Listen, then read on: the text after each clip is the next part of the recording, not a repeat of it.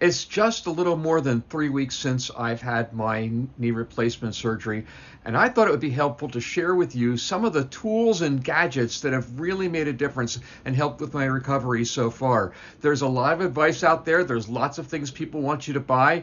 I'm not saying those things are not the right thing to buy, but these are the top 10 things that have been important for me. The number one thing that I am glad I've had during my time of recovery is an ice machine. Now, the way that this works is that you put ice into the hopper on the top of this machine along with some water. There's a pump that circulates that cold water through the tubes in the machine and around a cuff that goes around your knee, keeping your knee nice and cold for hours and hours at a time. It relieves pain, it reduces swelling. I cannot imagine what it would have been like not to have this. Now, the reality is it came home from the hospital with me, and that means, basically Medicare paid for it, but a lot of doctors may not send one home with you. So if that's the case, you could go on Amazon and search them up. There's a lot of them on there. They cost anywhere from $150 and up. Or I'd like to suggest you go on Facebook for your local community or whatever bulletin boards you have around the area you live in. Just ask, does anybody have one they're not using anymore? Because what happens is, people, they get one of these when they come home from a surgery, they use it for 2, 3, 4 weeks, and then they don't need it anymore, and it goes in the basement or it goes in the attic, never to be seen again. So maybe you could score a free one from someone who just doesn't need the one they have anymore. Number two is another thing that they're almost certainly going to send home with you from the hospital, but in case they don't, or in case you'd rather not have your insurance company pay for it because a neighbor will lend it to you, is a walker. For the first 3 or 4, 5 maybe days, maybe a week that you are home, this is going to be your primary mode of transportation. The next thing I highly recommend that you get for yourself is a really simple cane. Now, I want to specifically recommend a cane that looks like this, that has the right-angled handle on the top, because this is a multifunction tool.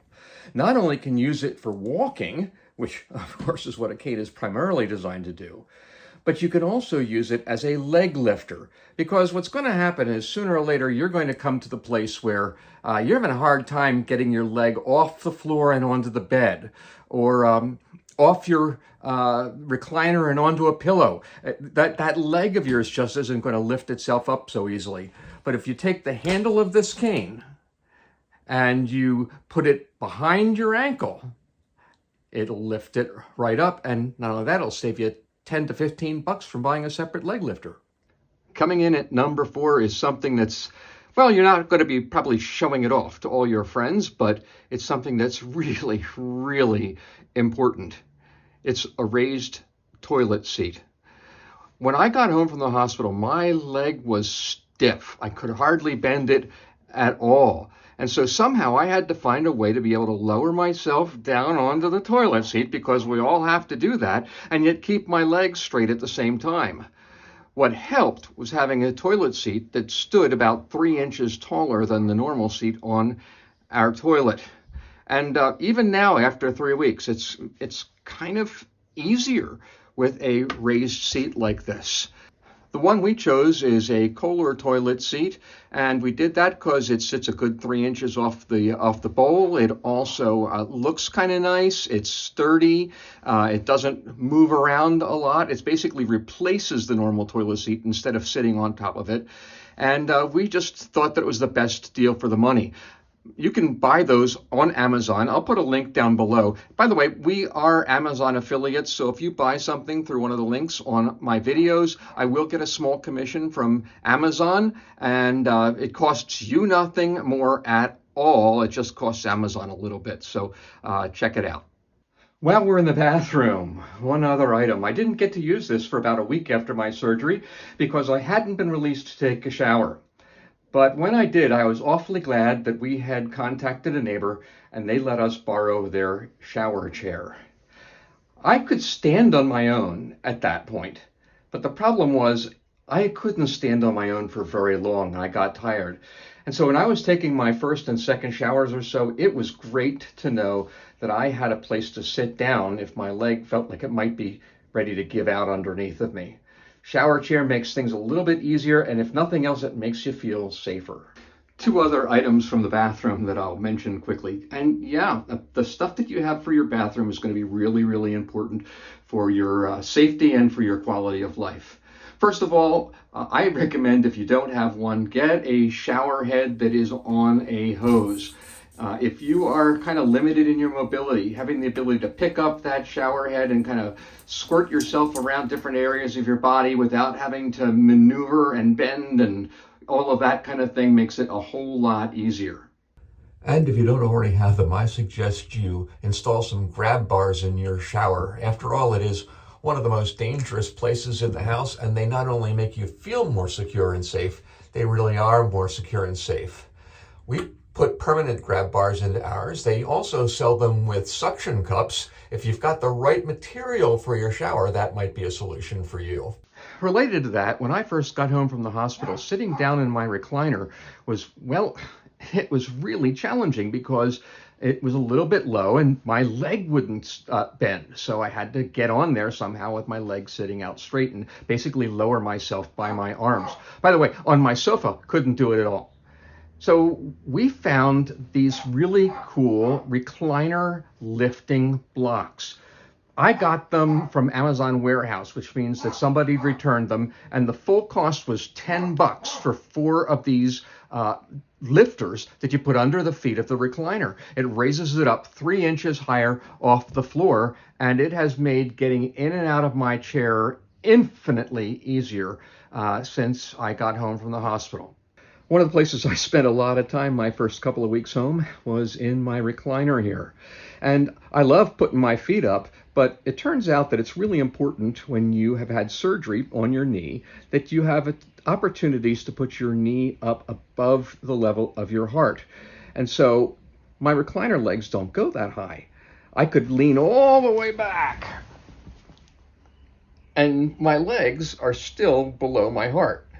That is until a neighbor lent us this 10-inch Wedge pillow.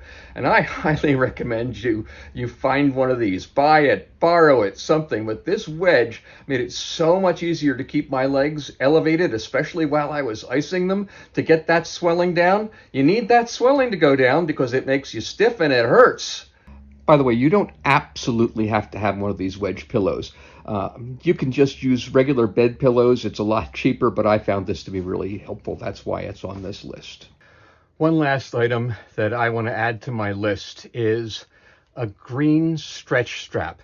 This is the kind of stretch strap that they use for physical therapy to help you with your knee bends. One of the most important things for the first few weeks of your physical therapy is that you need to get flexibility back in your knee. And one of the ways that they do that is by having you stretch the knee closed using this strap and then releasing and then pulling it toward you and then releasing. So yeah, you could just use a belt, you could use a yoga strap, you could use a lot of different things for this.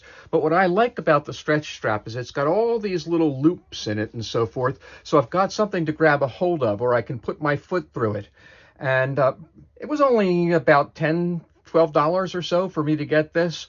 And since it's exactly the same equipment that I use at physical therapy, it has helped me to do the same exercises the same way at home. And I think that's been very significant in how well I've been gaining flexibility back. Oh, let me brag a little bit. I got measured for flexibility 2 days ago. The goal for doctors is that you get 120 degrees of flexion. That's what's considered the amount that you need for normal living. I had 140 degrees going into surgery, but as of Monday, which was 3.5 weeks after surgery, 132 degrees of flexion. Praise God for that. I am just so pleased to be able to now focus on strength because I've got the flexibility there already. Now remember, I'm not a doctor. I'm just a guy who had knee surgery, and this is just my experience for my first 3 or so weeks. I hope that your first 3 or so weeks, boy, that is really hard to say. I hope your first weeks are as easy as mine have been. There has been pain. There have been times when I've had to take all the medicines because those stretches, especially those stretches, can really, really hurt. But on the other hand, on the other hand, things are going pretty well, and I hope they'll do the same for you.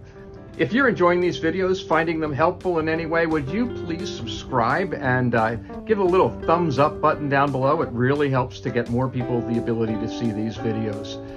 I'm glad that you've been coming along with me, and I'll keep letting you know what's happening as things develop. Thanks for joining me on the journey.